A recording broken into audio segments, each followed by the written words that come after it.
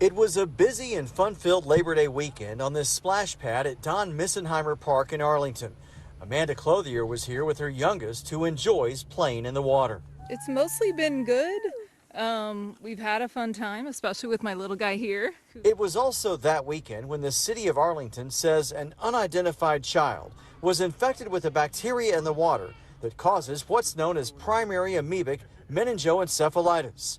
The child died a week later. Wherever you find water that's sitting with organic material, you can get this amoeba growing. Arlington's chief epidemiologist says it's a bacteria that thrives in water that's recirculated. And when they recirculate it, it really needs to have at least 2 different types of disinfection to prevent this from happening. But the lack of disinfection caused it to happen, according to the CDC, as well as Arlington city leaders, who say they feel personally responsible. It breaks my heart.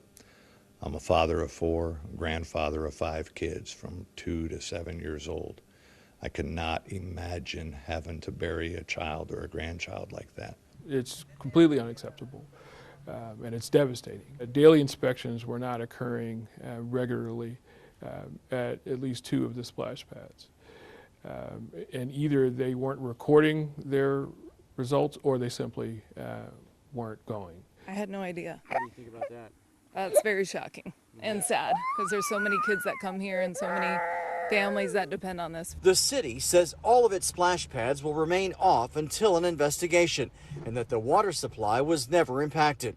Despite the death, health experts say splash pads can be operated safely as long as they are properly maintained. Health experts say the risk of drowning is still 100 times greater than contracting this infection.